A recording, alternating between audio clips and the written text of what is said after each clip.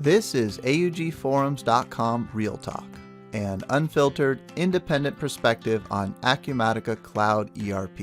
My name is Tim Rodman, and I want to mention three things in this pre-recorded intro before we get started. First, thank you to our sponsors. Our first sponsor is Repay. Repay offers omni-channel integrated payment solutions for Acumatica users. Whether you are making B2B payments or collecting them, Repay is your full-service payments provider. Power up your payments to empower your business and accelerate the AP and AR payment flow through one seamless integration. Our second sponsor is DataSelf. DataSelf Analytics is a revolutionary reporting solution that enables organizations to make the most informed decisions faster and easier than ever. It uniquely simplifies business intelligence, empowers anyone to build and access dashboards, and delivers critical business insight when and where you need it. Our third sponsor is Velixo. Velixo is an award-winning provider of Excel-based reporting solutions for Acumatica. With Velixo, you can build financial, project, and other business reports in Excel with live Acumatica data in just a few minutes and get the answers you need. If you know Excel, you can do it. Please take a minute to support this podcast by clicking each one of the sponsor banners located at augforums.com/sponsors. Our sponsors track clicks, and every click helps to support this podcast. The second thing I'd like to mention is that I'm always looking for victims. I mean guests. If you use Acumatica in any capacity, no matter how small, I'd love to talk with you. Check out augforums.com/podcast and click the link near the top of the page to learn more about being a guest on the podcast. Third and finally, I'd love to see you listed on my Rolodex. Check out augforums.com/Rolodex to find out who else is using Acumatica and read the instructions at the top to see how you can add yourself to the list. All right, that's it for the pre-recorded intro. Let's get started. Today is Friday, January 28th, 2022, and this is episode number 66. Yuriy Zaletskyy on Acumatica customizations and analytics. Yuriy is joining us from the Acumatica Summit. You can't see it, but I can see in the background that we've got some evidence of you being still at the Wynn in Las Vegas. Thanks for joining us, and how about I'll let you introduce yourself. Sure. Thanks for inviting. And you cannot see proof that I'm in Las Vegas, but you can hear proof that I'm in Las Vegas by background noise. And if you know sounding of some Acumatica team members, as they walk around in the corridor, you may hear their voices. So that's double proof. So regarding introduction myself, I work with Acumatica framework starting from 2013 and up until now. I started my way mostly as a Acumatica developer, and it was pretty challengeable way. In order not to miss something important, I decided to blog about different Acumatica stuff. And with time, I discovered that it was useful not only for me, but for other developers. And right now, each time when I go on Acumatica Summit and I meet anybody who is a developer, they are very happy to see me. And I have this feeling like somebody is very happy to see you. And I look at this person, I try to understand, is it am I supposed to know him or not? And I would say for me, kind of interesting is there are people with whom I communicate via LinkedIn or via email or via Facebook, and I see their faces. And there are people for whom it is relatively easy. Like you see his face, you see him in life. Okay, here it is. Here he is or here she is. I'm not such a person, and I had some people with whom I dealt for few years. I see their photo, then I see him or her in life. I'm like, is this you? If I cannot recognize anybody, this is not. Don't take it personal. I'm just very bad in connecting dots between photo and real person. I believe if I would work in passport control of any kind of airport, anybody could be able to squeeze through my filter. I have the same experience at Summit. It's this weird, you're trying to convert from the online world that you're in all year long to all of a sudden an in-person world. And it's very challenging, especially when some people know who you are and you're not sure if you know who they are. Yeah. And after a while, with being blogging, I decided to create my own company on Acumatica development. That is like our main specialization. As you know, there is a saying that any kind of creation is reflection of its creator. And my company, like at least to some degree, is a reflection of me as a developer. And until I partnered with one of my partners, like the only people whom I hired were developers. I hired developers, and then I was asked by chief of operation, like, okay, why we have only developers? Why we don't have QA? Why don't we have a project manager? And like, do you really need them? That's a typical developer right there. Do you really need a non-developer? I like that.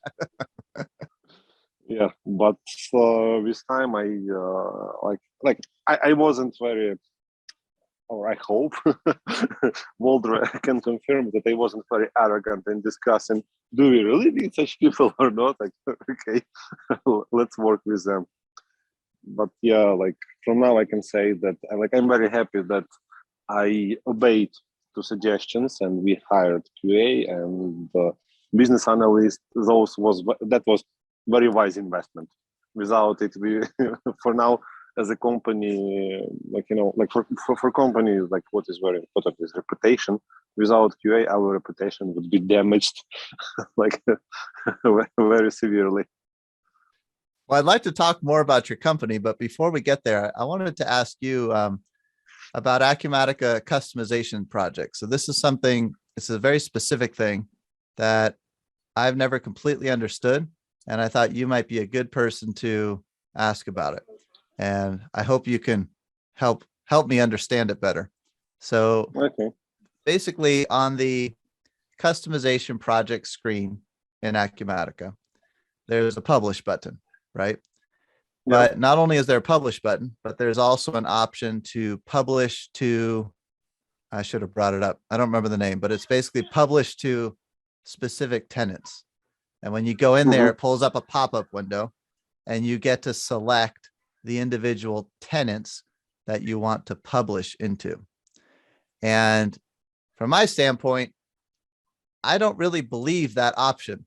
I don't really think of a customization as being tenant specific. I think of it as being just instance specific. Everything on the URL, every tenant there is going to get customized. But obviously that option is there. And I was wondering if we could talk through and you could help me understand in what cases can you really do a tenant specific customization? And in what cases is it not really a real thing? Yeah, well, I would say this, that is very confusing for everybody, even for myself. But the way to think about this is what kind of influence this publish will have and what kind of stuff customization package has in itself. And if there is something that can be made tenant specific, it will be tenant specific. But if something cannot be tenant specific, it will affect all Acumatica. Doesn't matter what kind of checkboxes you have. And what you cannot make tenant specific is DLL. So like if your customization have some business logic inside of DLL, don't be foolish by that checkbox. That logic will be applied to all tenants. And anything in the DLL doesn't even matter what's in there. Okay. Interesting. Yeah, so DLL will influence everything. And I can tell you some scary stories when somebody published package for one tenant which had DLL. I had another package in DLL, and on sales demo it works perfectly, everything fine. Publish there, my logic doesn't work. Well, some works, some doesn't work. Question like, what's going on? Why? And finally we found out that like, it was like 5 tenants, and one of the tenants has had DLL, and that DLL wasn't visible in my tenant. So basically, developer A worked in another tenant. He published his package. Two of us worked on the same sales orders page, and his logic conflicted with mine logic, and he had problems because he didn't see what I was publishing. I had problems because I didn't see what he published.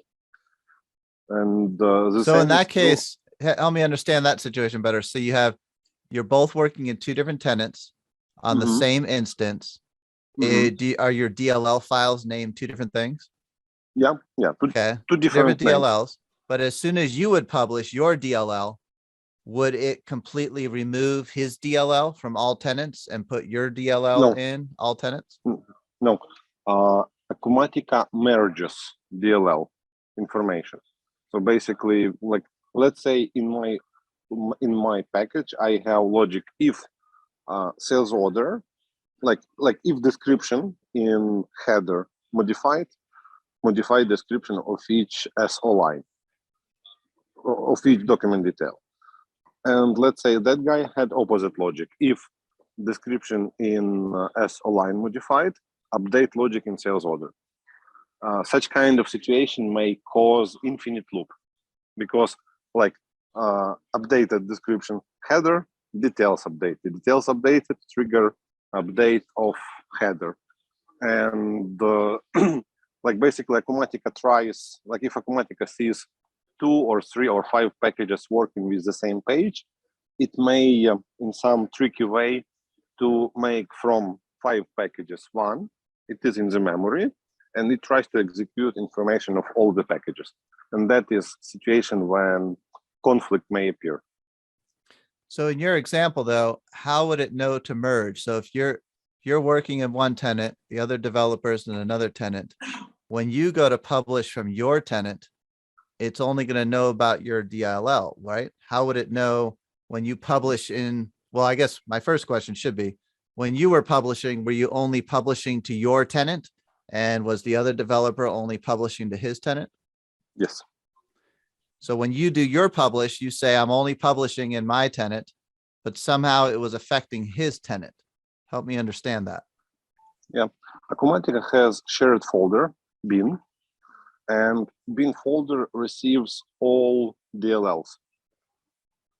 And when Acumatica, if Acumatica notices that bin folder was updated, it read all DLLs. So it read, like Acumatica read his DLL, Acumatica read my DLL, and merge them with Acumatica base logic. So basically it took chunk of Acumatica logic, chunk of that package, and chunk of my package, and merge them together. And as outcome, we had the infinite loop going on. So you published from your tenant only to your tenant, but that's your example of saying if you publish a DLL, it's basically publishing it to all tenants. Yes. But not only is it publishing to all tenants, it's picking up any DLLs that are already out there from other tenants and merging that all together. Yeah. Interesting. Yeah, but this doesn't happen at file system level. Basically, Acumatica framework, it reads its DLLs, and it reads DLLs which went to bin folder, and creates kind of proxy object of all packages which are related to that page. That's what happens during the publish process, right? After publishing process, like during publishing process, we put the DLLs. After that, Acumatica restarts, and during restart, it analyzes what do we have in bin folder and executes it. Got it. So DLLs are one example. I could see how a database change, obviously everything on that instance is using the same database. So if you create a table, it's not tenant specific, or you add a column to a table, it's not tenant specific. I think there's another one that's not a tenant specific customization. What about an example of something that is tenant specific? Tenant specific would be ASPX files. So like if customization modifies like user interface, then and you publish to one tenant, it will not be visible on other tenants. Acumatica separates in such case. Like if there is ASPX page changes, then it will not show some controls on other tenant. So that is not tenant specific. So that is tenant specific, like user interface. And what else is tenant specific is if you have C# code, but not inside of DLL, then it will be also tenant specific, because Acumatica during runtime it reads C# code and which is tenant specific, and it applies that code only in scope of that tenant. That will be also tenant specific. So maybe an example of that would be, just even doing low code, no code stuff. I could hide a field on a screen, which would be like an ASP change. And maybe I'm just in my one tenant. So I do a customization project that says to hide that sales order description field or whatever it is. Then I publish to my tenant, and then I could log into a different tenant on the same instance, and I would still see the field. I would say you should see the field. Yeah. Good developer answer. Yeah. I mean, that's what should be, because that is kind of, it sounds for me like a tenant specific, and that's what should happen. But there is always area if something wasn't tested yet, or it is yet a bug, but that should be tenant specific, of course. So that helps me understand like the technical side of it. But then I think there's also what I'll call a practical side of it. And that if I've got two people on the same instance with different sets of customization projects and different tenants, from a practical standpoint, that's just too confusing to me, especially when you get into a situation like with an actual product. I'm trying to think of it's not the manufacturing product anymore. It's not even the Imperium product anymore. I don't know. An example of a product that's outside of Acumatica that you publish in as a customization project. You could have the same customization project name in one tenant as in another tenant, but they could be two different versions of that customization project, right? And from a practical standpoint, to me, that's just way too confusing. I don't know, from your standpoint, do you see a practical reason why you might be doing customizations in multiple tenants, actually creating customization projects? I will give you developer specific answer probably. That's what I'm looking for. Yeah, as usually myself, I use tenant specific C# code only to kind of nail down the problem, like why something doesn't work. If I don't have access to, if I don't have permission to do something, like to create my own DLL or to modify DLL, or if I cannot stop the instance, then I do some kind of dirty stuff in C#, publish it for either tenant specific or just publish it. And such kind of publish does not restart Acumatica instance. So everything works, and it just appends. So sometimes I can do kind of crazy stuff, like create SQL view, generate C# duck class to that SQL view, create a graph, and monitor what's going on in database. And then based on that, what I find, I can debug further on my computer, what's going on. That's kind of practical way, but that's again the developers approach. If I want to dig deeper what are inside of database and I don't want to restart, I don't have permission to put it into DLL, then I make tenant specific. With help of SQL view, I can take a look in other tenants as well. The only requirement for SQL view to be able to look into other tenants, just not to show company ID column. If there is no company ID column, Acumatica will show me whole data of all tenants. And then I can see, okay, here we have such data, here we have that data. And after that, I can go further, like to modify my query or modify business logic, or to say like that piece of code is not executed in that particular tenant because you missed such value in such column. Since you brought that scenario up, I wanted to ask you, have you heard any updates from anyone in Acumatica? I know they don't like, from a marketing standpoint, that you could actually use that technique to view data in other tenants. It makes it almost, you could almost say, the fact that I could go into my tenant, publish a customization with the SQL view that lets me read data from another tenant is kind of a security hole. Have you heard anything from anyone at Acumatica? I hope they don't try to plug that.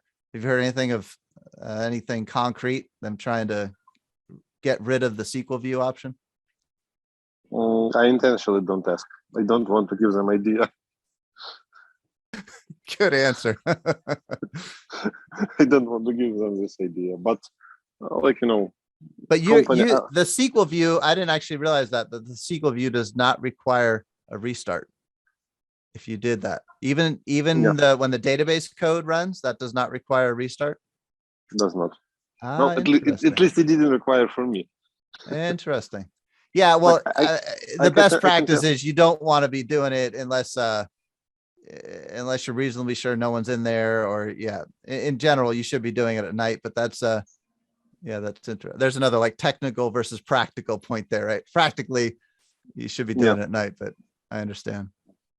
Yeah, it's like, you shouldn't use metal stuff in order to dig with your teeth. Yeah. But when you go to dentist, that's exactly what they do. They take metal stuff and like, oh, here you have this problem, here you have that problem, like, But if you ask dentist, should I use nail for to speaking, he'll say, no, because, and he give you some reason why not. There's the academic perspective and there's the real world perspective, right? Yeah. So, okay, so that's helpful, understanding that from a practical side. So my stance is, well, okay, let me give you another scenario. Another scenario is, very often someone wants to have a production tenant and a test tenant. And it's really easy in Acumatica to go into your production tenant and to copy that into a test tenant. And it's really useful. Like once a month, maybe you copy production into test. So you have a fairly fresh environment that you can go in. You're an Acumatica customer with one Acumatica license on one instance, and I can create that second tenant and have a testing environment. But what happens when you do that is it not only copies the data, but now I go log into the customization projects in my test tenant, and it's got all my customizations listed there. Where does it store the customization project data at the two tenant levels? Is it in the database? All customizations, like when we import them, they are stored in database. If we publish customization package, Acumatica like kind of makes available different stuff like DLL. It goes to bin folder and then load it into memory. ASPX, it just will appear like is a tenant specific, or like it will be available for all during the publish. So it will be like inside of Acumatica, like there is folder CST published, which is for ASPX controls. If to speak about SQL view or SQL statement, yeah, they will be executed, and it will be like in database.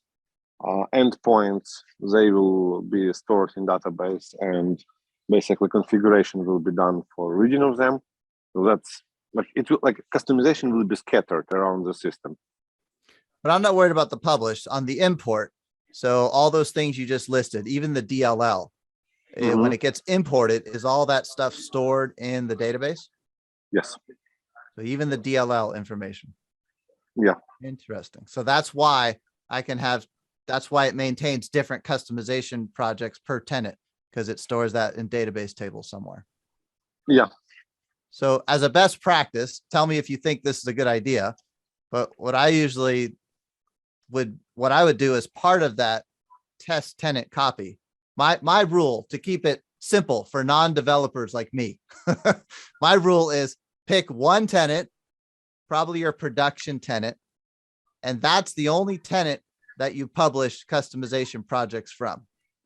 And when you publish, you just publish to all of your tenants. And not only that, just to keep it super simple, and so you don't get confused, go into all of your other tenants and remove the customization projects. Because if you don't, you might get confused and accidentally publish from another tenant.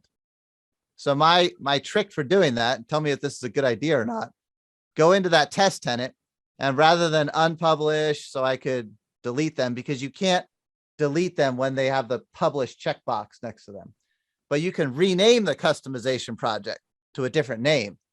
And as soon as you do that, it'll allow you to delete it.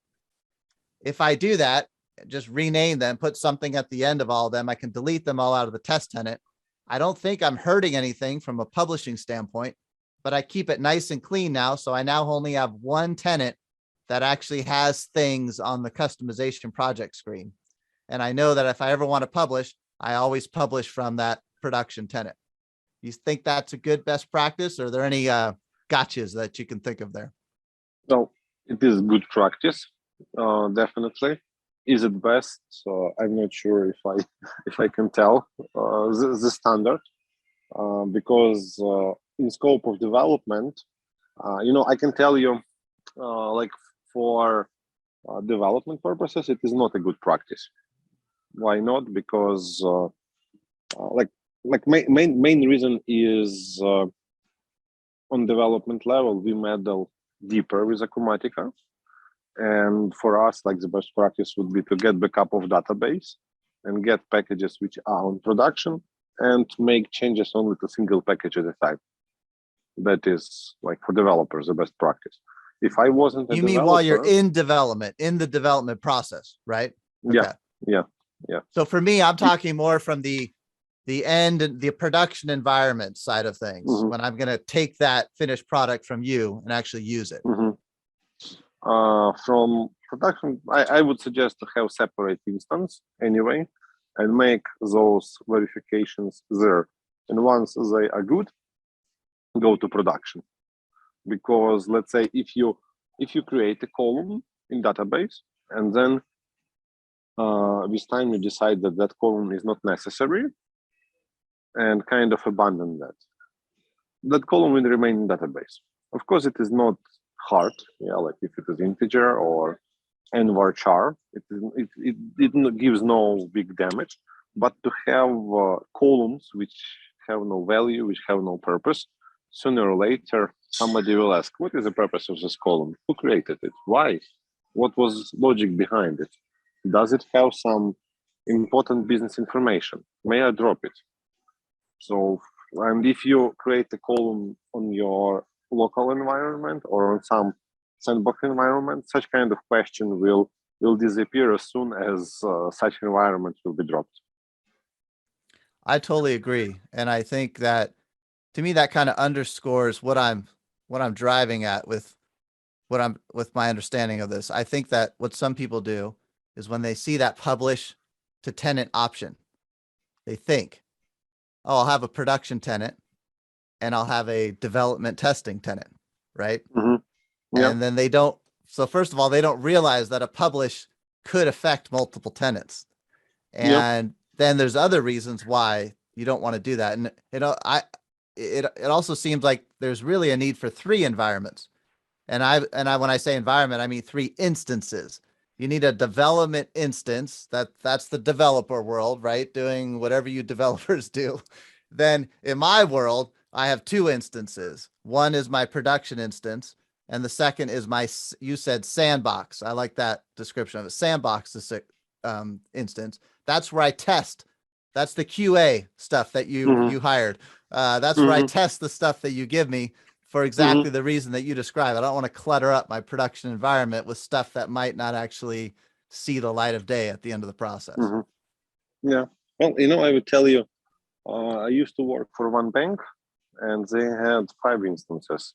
And developer instance was kind of not taken into account. If taking into account developer instance, it was 6 different instances, like developer instance, and I hope I will be able to name all others. So like development instance, production instance, and between was development ready, QA ready, golden copy, and production instance. So what was purpose all of those in between?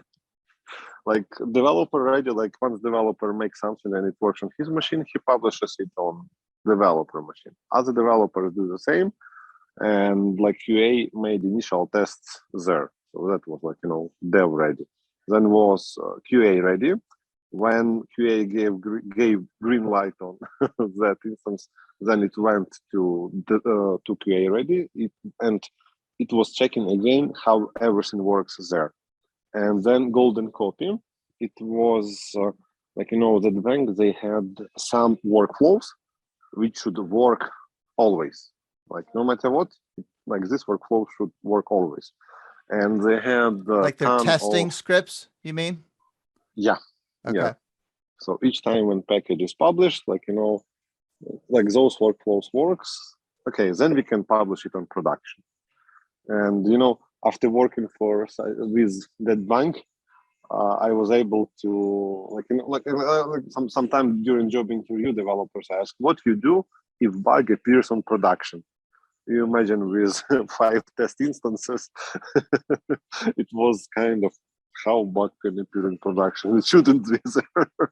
Of course, even in such a case, we had situations when bug appeared on production, like, it's inevitable anyway.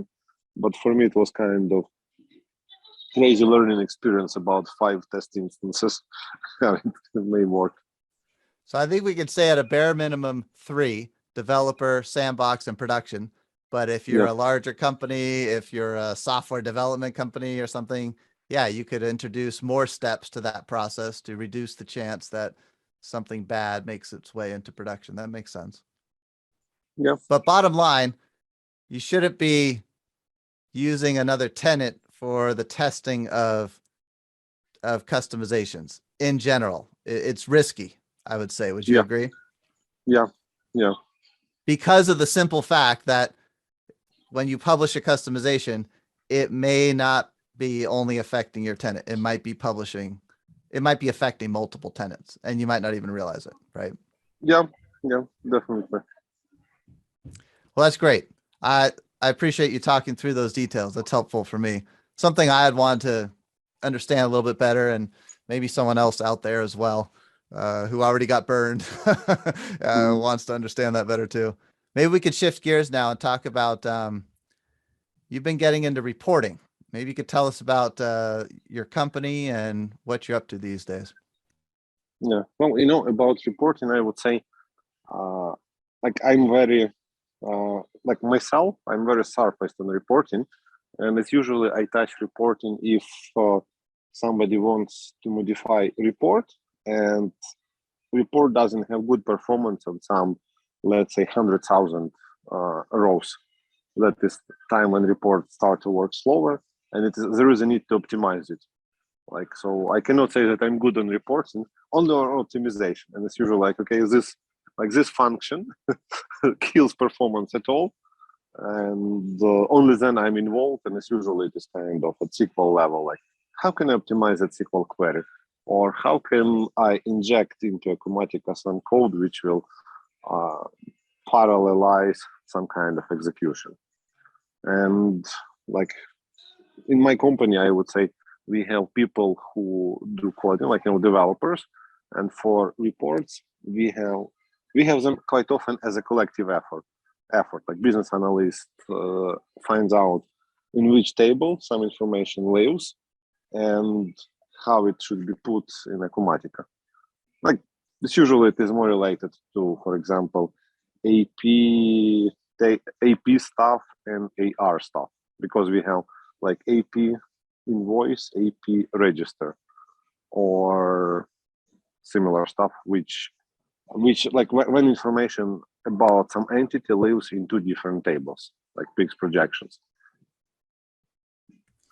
But your what you're doing now in your company. So you got AccuPower. I'll put a link in the related links on this episode page.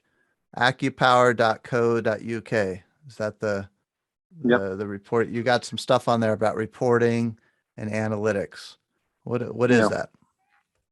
Well, as of now, we do we do standard Acumatica reports and fine tuning of them.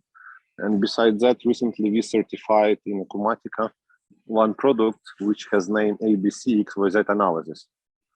And purpose of that ABC XYZ is to give a way to classify all of your products, like classify is inventory or to classify customers according to which category they belong, like A, B, like A or B or C, and also XYZ. Like general idea is like a lot of stuff in our life follows Pareto principle, like 20% of effort give you 80% of result. And like there are companies which, for example, don't know which products of their inventory gives them this 80% of profit. And if they want to run some advertisement, they run advertisement on all 100%. And in the end of the marketing campaign, they may find out that they lost money instead of earn money. But if they run an advertisement campaign on those 20% of like deals breaker, they would really make a good money. So that's one of the reports which we provide. So it sounds like is it just a report, or do you also have some logic that goes behind the scene that runs to figure out which category something should be in, A, B, or C? Basically, yes, logic is executed behind the scenes, which tells is it A or B or C. And so you're running some calculations and then you store those on the item somewhere. Okay, this item's an A, B, or a C. Yeah. And then, like you used to speak also about XYZ, it is a way to tell about how regularly this product is sold, like what like regular or irregular demand we have for that. Like regular is like X product and irregular is Z product. Like, for example, bread would definitely be in X category because everybody wants to buy bread, and every day everybody wants to like eat it, while that category is something irregular. So it sounds similar to what Acumatica has in the product, which is doing your physical counts on ABC categories, but you're expanding that concept out into other areas. Yeah. And then you mentioned employees. Are you able to tell us like how many employees have you built up there at your company, ballpark? Yeah, as of now, I have almost 20 people. And wow. As outcome, as I mentioned, majority of them are developers, but I have 2 business analysts. I have project manager. I have another partner who is like CEO of my company. And right now we are in process of building marketing process for us. And besides that, we have HR person. So what's your goal here? Is it building an analytical product that lives in Acumatica, that's all done in Acumatica code, and kind of bringing more like business intelligence type functionality into Acumatica? What's the grand vision? Yeah, that is what I want to do. Like basically, our purpose is to add data science tools to Acumatica, and those data science tools we hope to live inside of Acumatica. And in order to hunt for good ideas, like I am open if anybody will have any idea for analytics, feel free to reach on my email. And besides that, we analyze big products like SAP or others, and we see what we look for capabilities which they have, which may be in demand, and we want to add them to Acumatica as well. For example, ooh, that sounds interesting. Yeah. Go ahead. Yeah, for example, give an example. Yeah, on SAP, I found that it has pretty good tools for customer segmentation.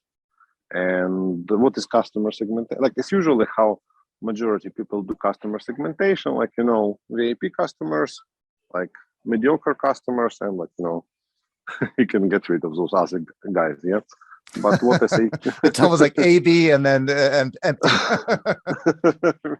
yeah, kind of. But I discovered that SAP has much more elegant features. Like, so basically, not analyze only profitability of the customer, but to analyze, let's say, profitability of the customer, regularity of the customer, from which country he is, and to create a segment take into account 3 parameters. Or, for example, to analyze inventory by any kind of parameter. That's what SAP has. And when I seen that on this hackathon, I decided to prove possibility to do that in Acumatica. And I found like there is one library, like a CoordNet, it is named, and it allows to do k-means clustering on any kind of input parameters. So our next product would be customer segmentation, and potentially apply that to any other like similar areas like inventory segmentation and so on. Interesting. So this isn't just like hard-coded logic. You're almost looking to build an engine that allows me to almost build almost like a workflow engine is kind of what this sounds like, where I can determine the inputs and the calculations that get used to drive that ABC output. Is that right? Yeah. Oh, interesting. All without leaving Acumatica, because it's all coded in Acumatica. Yeah. Interesting. But my gears are turning right now. I see. I see your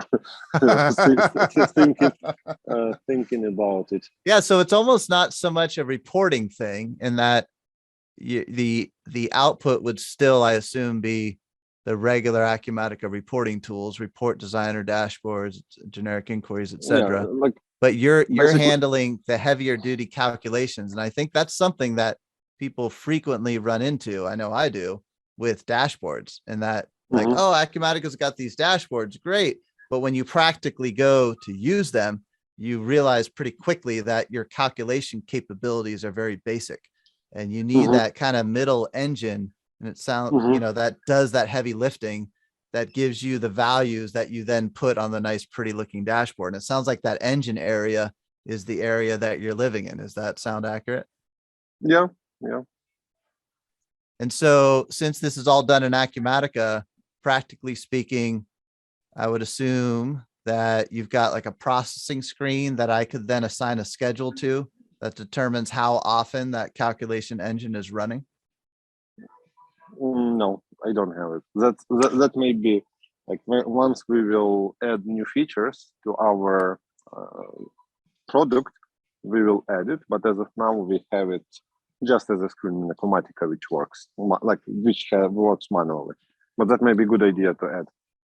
But I guess really my point there is that it runs. It's not just live all the time. This has to be run for that output to get generated, because it's a heavy duty, could be a heavy duty calculation, which makes sense. Yeah. Which is the whole problem with just doing dashboards, is that dashboards are a live calculation on the data. And that's why you just can't handle anything that's that heavy duty, right? Yeah. Interesting. Well, basic way how to handle it and not to influence other users.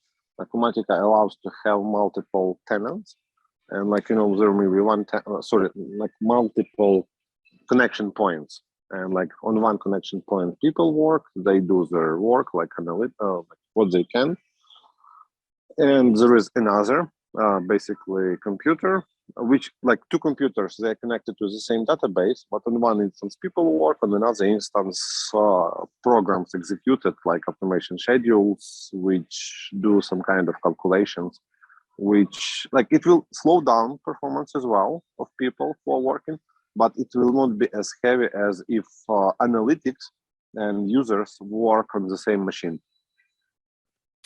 So if I understood that right, you're talking about 2 different instances pointed to the same database with Yes. the heavy duty lifting calculations being run on like its own instance. So the processing power and everything doesn't slow down the normal daily users who are entering data. Yeah, Okay. exactly. Okay. Interesting.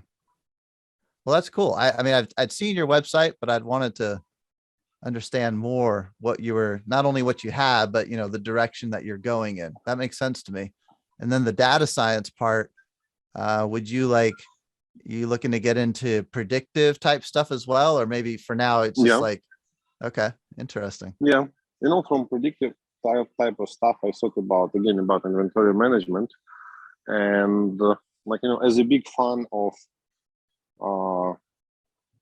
I used to do neural networks in my university, and I helped a few one PhD to thanks to my coding skills, that PhD get his apartment bought out sooner because he got some premiums, and we had very good cooperation. Like that guy, he was very good in math, but he was pretty dumb in coding.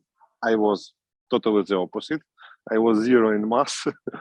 I was a big fan of, I need to learn how to program. I'm looking for challenging enough and interesting enough task. And that PhD, okay, let's cooperate. You will do, you will do for me coding. I will do for you anything else. And as outcome, he, as I mentioned, he bought his apartment, and as far as you I do know, most of the work, he makes most of the money, right? Yeah, that's exactly true. And for predictive capabilities here, I'm looking into adding them into Acumatica. It is just on our roadmap, I believe maybe 2 years from now or 3 years from now, unless we see good reasons for that. You mentioned inventory. So there's a number of different inventory forecasting tools for Acumatica, like NetStock comes to mind. And I don't have a ton of experience with them, but my understanding is, they'll run your data through 20 to 30 different algorithms and automatically pick the one that forecasts your inventory the best based on your actual history. Is that kind of thing interesting to you, and that you'd have maybe a product that someone could actually buy and run in Acumatica without needing an outside engine for it? Basically, that's what we want to do, to build something for Acumatica. Somebody could run in Acumatica and get some kind of prediction as outcome. There is one way of, there are different approaches toward products and toward inventory prediction. When I say approaches, there are products which have seasonality, and there are products which doesn't have seasonality. And there algorithm for product without seasonality, it's basically standard regression, which is more or less good for everybody. But if somebody has a bit intricate non-seasonal products, then some other algorithm may be used. For sporadic orders, there's algorithm that is called Willemine algorithm. It is not very known yet in community. I mean, Willemine algorithm, but it is very interesting approach. One of the questions which it helps to answer, what kind of what availability should be of the product.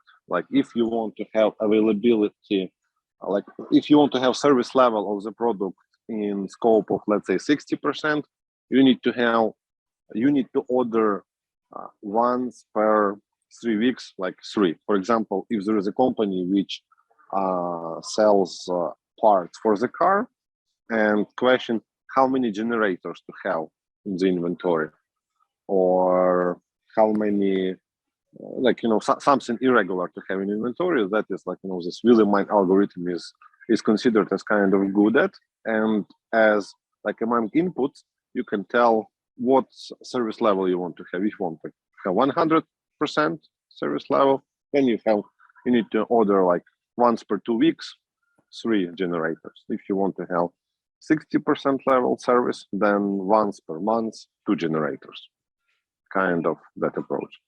And yeah, like neural networks, they may be also good for demand prediction, but that is kind of trickier approach.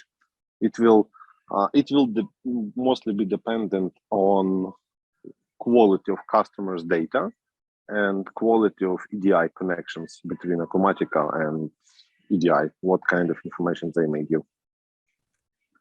So would you say that you have a quote product yet, or is it mostly custom stuff that your company is doing and you're still hunting around for that first use case that would be the official product launch?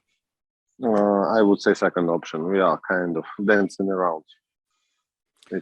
You take on custom work as well, like custom development or even custom reports? Yeah, okay. That's definitely what we take on. And when you said 2013, that rang a bell. I feel like we've talked about this before, but I can't remember the answer. Do you remember what month it was that you first got involved with Acumatica in 2013? It was, let me think. What season? Was it warm outside or cold outside? I get to work with Acumatica as a result of accident. Sorry, like I started to work with Acumatica as outcome of accident. Like I had surgery on my leg, and post surgery treatment was very terrible, and I get blood clots on all my leg, and after that I had pulmonary embolism. And in order to get treatment, for me, like medical treatment for like different side effects, protection of valves of vein, it was necessary to get around 15,000 euros, which is like at the time it was like $17,000. And I begged everybody, like, guys, I need money. I take any kind of donations. And company for which I worked at that time, they helped me to collect around $10,000. And as an amount I get from friends, from banks. So I was able to get, that medical treatment. And it took for me 3 months to to organize everything. And once I come back, CFO of the company approaches to me and says, and he asks, like, would you make for us a favor? I say, do I have a choice option to say no? He said, no, you don't. So, okay, ask whatever you want to ask. I will do. I have moral obligation as of now. Like you bought my moral obligation to do, like, if it is not something criminal, or it is not related, it is not related to drugs, alcohol, or gambling, I will work for you. Like, okay, learn Acumatica. What is it all about? Interesting. ERP system. Oh boy. So that was how to say, like, when loyalty and thankfulness motivated me to grab my head against it very much. Because if not feeling of thankfulness, I would, if I was just like employee and they asked me to do that, I would say, guys, sorry. I'm full stack developer. Don't touch me there. And but they asked me, like, yes, sir, we'll work on it. And so you did the right thing, and it seems like it turned out for the best, right? You wouldn't have discovered Acumatica otherwise. Yeah. Otherwise, I wouldn't be in Acumatica reality at all. I ask what month because I remember specifically, just because I can go back and look at my first blog post. That's the only way I know. April of 2013. So it's but the same year. That's why I think it's interesting. We both got involved in 2013. Yeah. Well, that's cool, Yuri. Thanks for taking the time to chat today. I know you still got a few more days there at the Wynn in Las Vegas. Enjoy your time there. Enjoy the sunshine. I'm jealous. We got snow on the ground and here in Columbus, Ohio. And then you're back to where you headed out in a few days from Las Vegas? Ukraine. I come back to Ukraine. Well, I hope things are uneventful as possible for as long as possible with Ukraine. Hope your flight goes well. And it's great Sure. talking with you. For me as well. All right, we'll definitely be in touch on what you're working on. Sure. Take care. You too. Bye. All right, well, that's it for now. We'll catch you on the next episode of augforums.com Real Talk. Thanks for listening and take care.